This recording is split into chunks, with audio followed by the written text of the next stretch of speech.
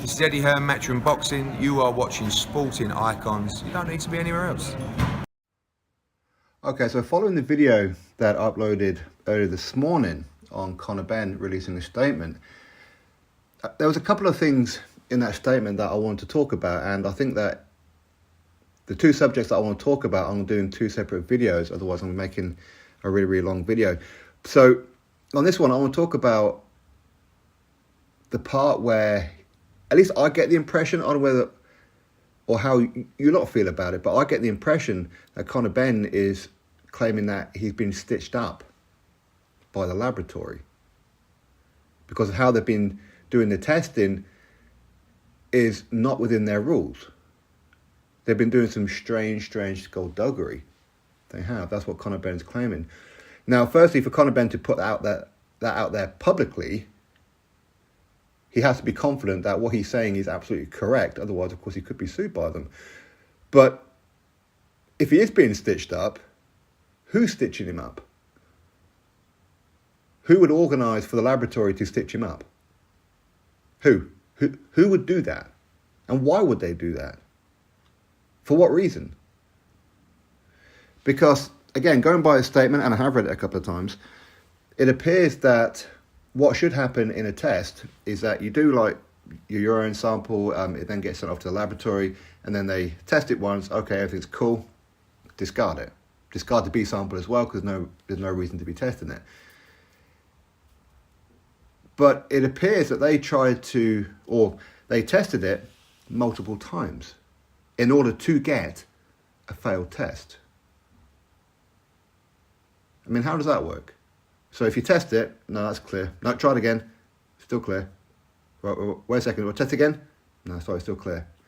Right, well, come on, one more time. Oh, yeah, there it is. He's got his clomiphene in him. Now, if that's true, that's bad, isn't it? That's bad. And how many times have they done that to other fighters? Because as quite rightly said, not everybody can afford to go through the kind of legalities that Conor Benn can afford to go through, or has afforded to go through. But who would stitch him up? Why would they stitch him up? For what reason? Is it going to be a rival promoter?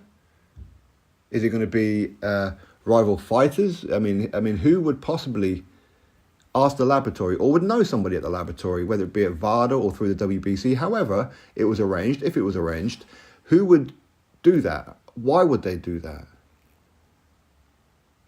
It doesn't make any sense. It really, really doesn't. And of course, when it came to the B sample, apparently he pretty much ordered the B sample to be tested straight away, and he sent over a representative for him.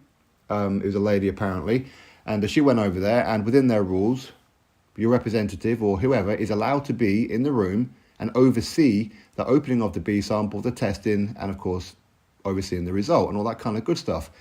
They didn't allow her in the room when they were doing it all. So if that's not protocol, if that's not within their rules, then what is going on? Now, I'm not saying Conor Benn's lying. Going by what he said, because he's put it out there publicly, he has to tell the truth with certain things. He can't go throwing mud at laboratories and VADA or the British Boxing Board of Control or WBC or whoever. He can't do that because he could be liable to be sued himself. So he's got to believe quite strongly in what he's saying, doesn't he? Now, some people, of course, they want him to be guilty because they don't like Conor Benn, they don't like Matchroom and whatever else. Okay, other people just have a blanket view of, regardless of how this particular thing got into your system, regardless of how, of whatever, you're guilty, right? But again, if there's some kind of contamination at the lab, or if he's been set up, stitched up, and thrown under the bus by whoever, then he's right to defend himself. You can't just go, oh, okay then. He's right to defend himself. And the fact that WBC put out a statement, and within their quite wordy statement, which none of it made too much sense other than them explaining crap that we didn't need to hear, was pretty much Conor Benn has been consuming a lot of eggs. When Conor Benn says that he never, in that 270-page document that he sent to WBC, at no point did he mention eggs. At no point. So something funny's going on, isn't it? Is Conor Benn a victim of some dirty, underhanded, seedy boxing politics? He may well be. Whether you like Conor Benn, whether you don't, that shouldn't be happening. It shouldn't be happening. And as I said, he ain't going to put all this out there in a statement because it could come back to bite him. And maybe it will. I don't know. But right now, I'm taking him at his word that he wouldn't say it unless he had proof of it.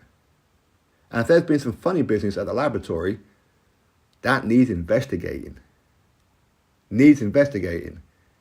Where Conor Benn has been put through hell for something that he didn't do.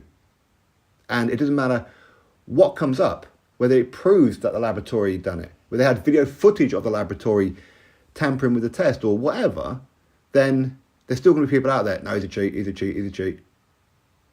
And that's going to carry with him. Somebody needs to pay for that, don't they? Anyway, drop your thoughts below, click thumbs up, subscribe. Catch you next video.